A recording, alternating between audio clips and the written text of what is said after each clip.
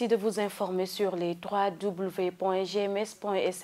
C'est l'heure du journal, voici les titres.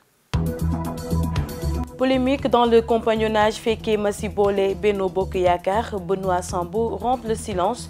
Le chargé des élections au niveau de l'Alliance pour la République dégage toute forme de contradiction entre Youssou Ndour et Macky Sall. Ziguinchor connaissait lauréat au niveau académique au concours de dictée PGL. Souadou Bodian et Kevin Roger Lecker représenteront la région au concours national 2018. Bienvenue sur les www.gms.sn. La polémique sur la dernière sortie médiatique de Youssou Ndour n'avait pas sa raison d'être, selon Benoît Sambou.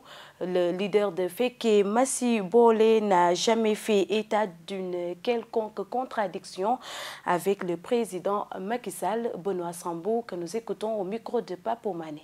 Vous savez, pour ceux qui ont suivi l'émission, ils ont bien vu que les titres et les annonces sont différentes de ce qu'il a dit. Donc c'est ça aussi le pays où les gens aiment faire des déclarations intempestives ou annoncer de gros titres, mais Youssou Ndour n'est pas en contradiction avec le président de la République. Il n'est pas en contradiction avec la vision du président de la République et ses réalisations. Donc je dis, nous sommes dans un paysage médiatique qui fait beaucoup de bruit, si je peux m'exprimer ainsi. Pas conscient, il est dans la coalition. Il n'a jamais créé la coalition. Maintenant, comme je dis, dans le compagnonnage, dans le partenariat, il peut y avoir des problèmes, c'est normal. Dans une coalition Benno Bokk Yakaar avec plus de 200 organisations. 200 organisations politiques et de la société civile. Mais dans les déclarations de Youssou Ndour, on n'a perçu nulle part des difficultés dans ses rapports avec le président de la République. La finale 2018 de la dictée Paul Gérin Lajoie s'est déroulée ce mercredi à Ziguinchor. Souadou Bodian et Roger Kevin Lecker, tous âgés de 12 ans, respectivement élèves du Saint-Sacrement et du séminaire Saint-Jean de Niassia, sont sacrés champions. Ils seront les porte-étendards de la région lors des prochaines phases nationales. Reportage Cheikh Tidiane Cissé. Ils étaient au nombre de 8, les élèves de l'élémentaire, champions de leur inspection de l'éducation et de la formation, à se mettre sur la ligne de départ pour la phase régionale de la dictée PGL, édition 2018. Et ce n'est pas surtout l'ambition qui manque chez Potache. Je veux réussir dans cette dictée pour aider mes parents. Je veux gagner la coupe régionale et aussi la coupe nationale pour aller au Canada, pour défendre la couleur du Sénégal. Je suis venu à Ziguinchor pour la dictée PGL. Je viens d'Oussouye. Et ton rêve, c'est quoi? C'est de devenir le premier ministre du Sénégal. Je veux gagner régional, national et puis international. Et montrer au monde quoi? Que le Sénégal est le pays le plus fort en français. Peu après l'administration de la dictée, la délibération a livré le secret de l'anonymat qui jusque-là a garanti la transparence dans cette épreuve. Souadou Bodian, 12 ans, élève de la classe de CM2 à l'école Saint-Sacrement de Ziguinchor, avec 3 fautes, et Kevin Roger Lecker, 12 ans, du petit séminaire Saint-Jean de Niassia, 6 fautes, sont sacrés champions pour l'Académie de Ziguinchor de cette épreuve de dictée. De quoi partager les sentiments. Georges Mendes Neki. J'ai vu qu'il était parti au Canada. Moi aussi, je voulais y aller. C'était un peu difficile, mais ça va. Mais pour y arriver, il faut que je défende la région et que je gagne au niveau national. Je suis aidée par la directrice, mes frères et mes soeurs, mon papa, ma maman, tout le monde. Oui, je les remercie. Devant le défi qui désormais repose sur les épaules des vainqueurs, quant à la phase nationale, la directrice de l'école Saint-Sacrement demeure convaincue que la lecture seule peut tirer d'affaire à ses enfants. Il faut que nous poussions les enfants à lire, à beaucoup lire. Parce que tous les mots qu'ils rencontrent, ils les puisent dans la lecture. Donc cela va sans dire que la lecture aussi est primordiale. La dictée vient en appui à la lecture. La lecture est primordiale parce que quand un enfant lit, il rencontre tous les mots qu'il peut qu'il peut écrire correctement. Rappelez que l'école privée catholique a encore trouvé l'occasion de démontrer sa suprématie sur le public en remportant les 2 places qualificatives à la phase nationale de la dictée PGL, dont les vainqueurs défendront les couleurs du pays à la phase internationale au Canada.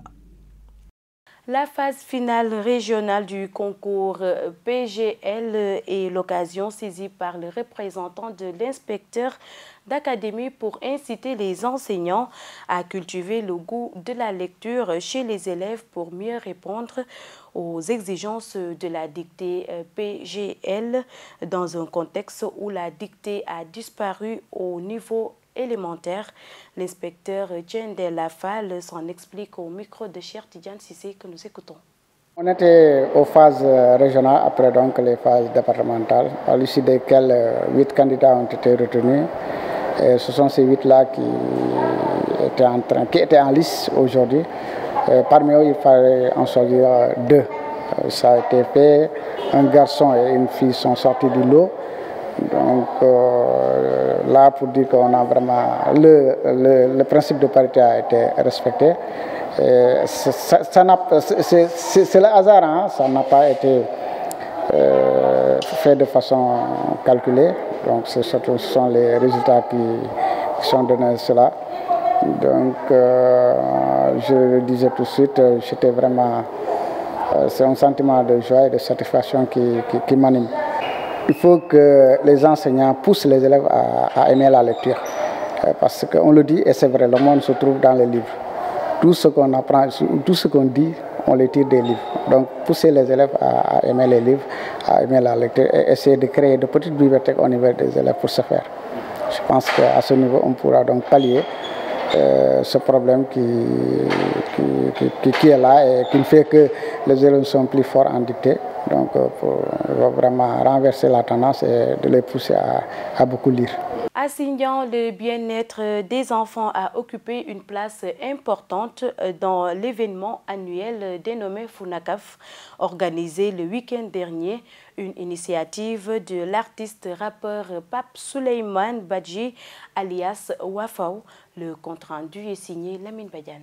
L'épanouissement des enfants est au cœur des préoccupations des populations de Sindian, notamment de l'artiste rappeur Wafao. C'est pourquoi la lutte pour la promotion des droits de l'enfant est intégrée dans son programme annuel dénommé Funakaf. Ici, je peux dire la violence surtout.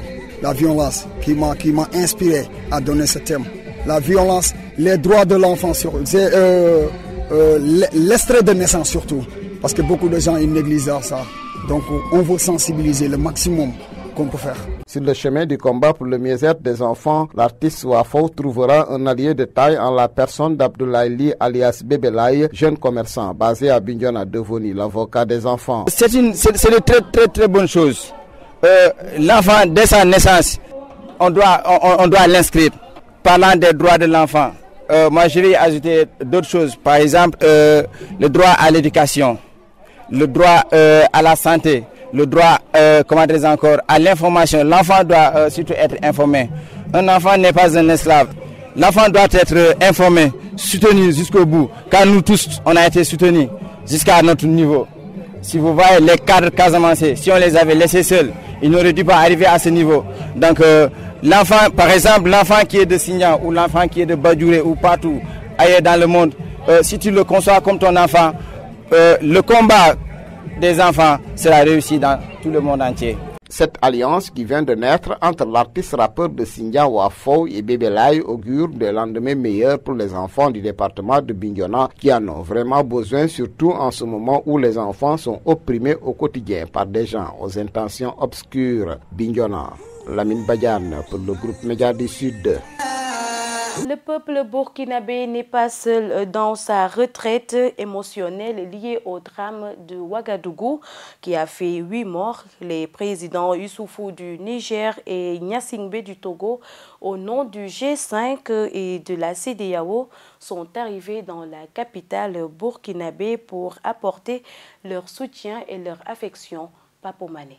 La solidarité et la compassion se manifestent en faveur du peuple burkinabé frappé encore une fois par un attentat terroriste qui a fait au moins 8 morts. Le président du G5, par ailleurs chef de l'État du Niger, Mahamadou Youssoufou, et son homologue du Togo, non moins présent en exercice de la CEDEAO, Faure Gnassingbé, sont arrivés à Ouagadougou pour apporter leur soutien au président Marc Christian Kaboré et décliner leur ambition pour le Sahel. Avec cette mutualisation, nous allons non seulement vaincre le terrorisme sur le plan militaire, mais aussi nous allons créer les conditions du développement économique et social de l'ensemble des pays du Sahel.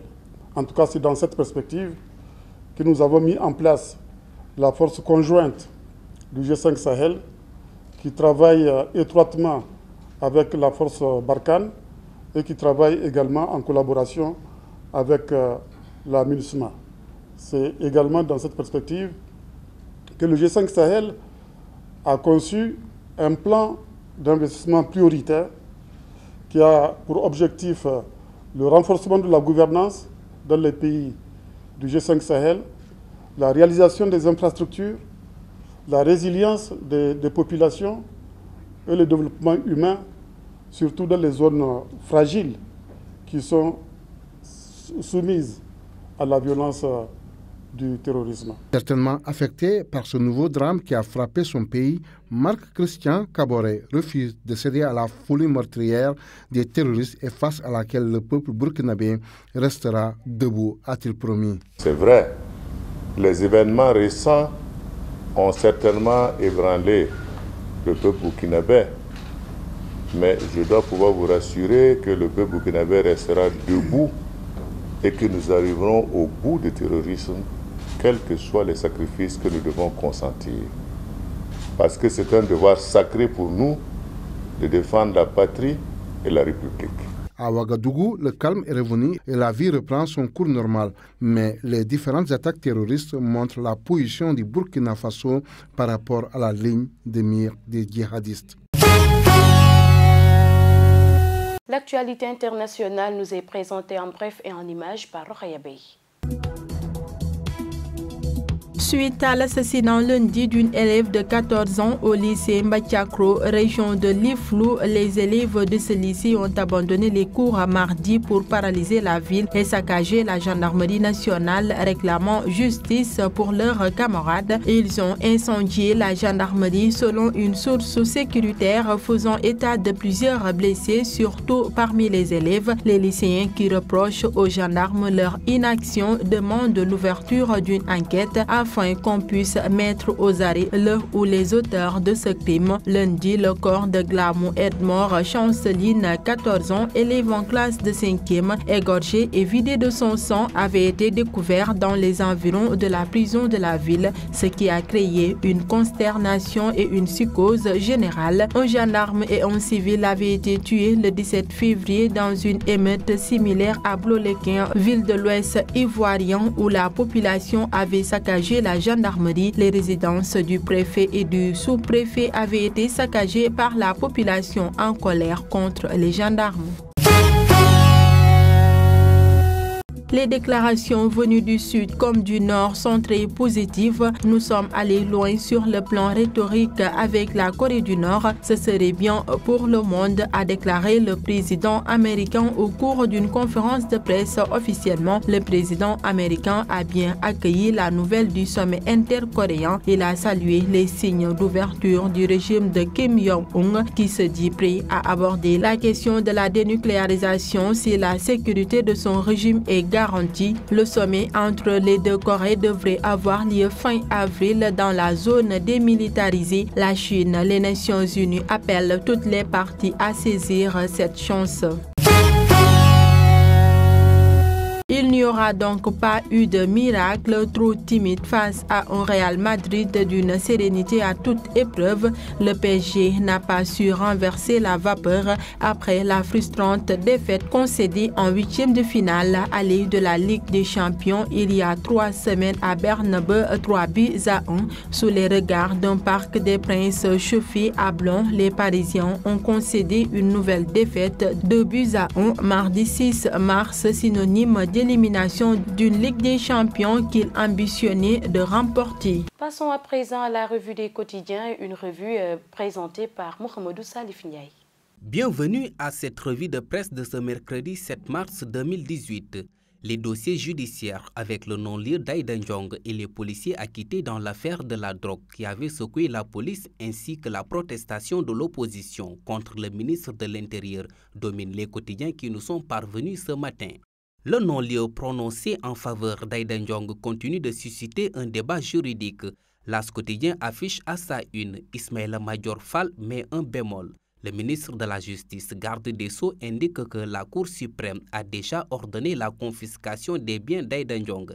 Ismaïla Madior Fall précise que Aïda Ndiongue n'a été blanchi que pour des délits d'enrichissement illicite, mais que pour ce qui est du délit de détournement de deniers publics, la Cour suprême a déjà condamné la militante libérale de Saint-Louis.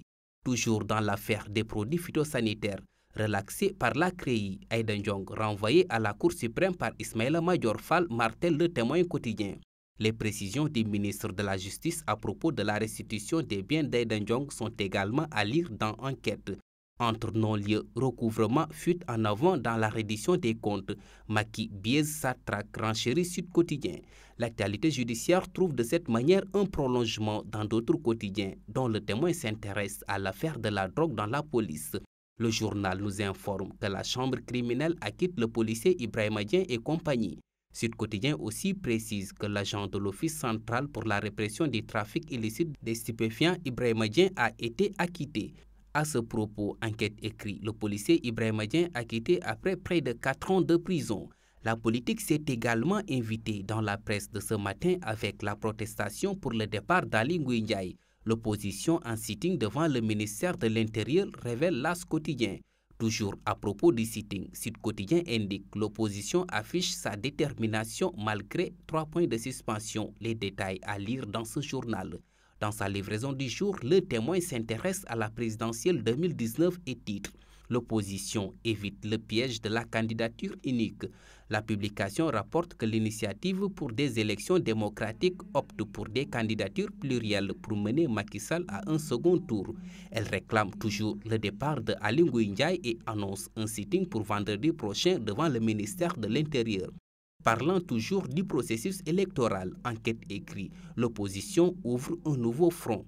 Le Sénégal lève 1184 milliards. C'est le titre qui barre la une du quotidien national Le Soleil. Le journal rapporte les records battus par le Sénégal hier à Paris. 1 milliard d'euros à 4,75% sur 10 ans et 1 milliard de dollars à 6,75% sur 30 ans. Des taux et durées jamais accordés à un pays africain qui témoignent de la confiance accordée au Sénégal par les marchés financiers, renchérit Le Soleil. À ce propos, Enquête écrit « Le Sénégal obtient 1446 milliards de francs CFA sur le marché ». L'As quotidien s'est également intéressé aux propos de Macky Sall lors du lancement du projet École-Entreprise. Le chef de l'État soutient vouloir donner un métier à 25 000 jeunes. Le Soleil précise 25 000 jeunes seront enrôlés d'ici 2020. Le Témoin quotidien rapporte que le chef de l'État veut faire former et donner du travail à 25 000 jeunes. Nous terminons avec le sport. Stade revient sur l'élimination en 8e de finale de la Ligue des champions de la seule équipe représentante de la France. Le journal titre « Le Real enterre le Paris Saint-Germain ». C'est tout pour les paritions du jour. À vos journaux et bonne lecture. C'est par cette revue des quotidiens que nous bouclons cette édition. Merci de l'avoir suivi. Excellente suite des programmes sur les www.gms.sn et sur la 89.3 FM. Au revoir.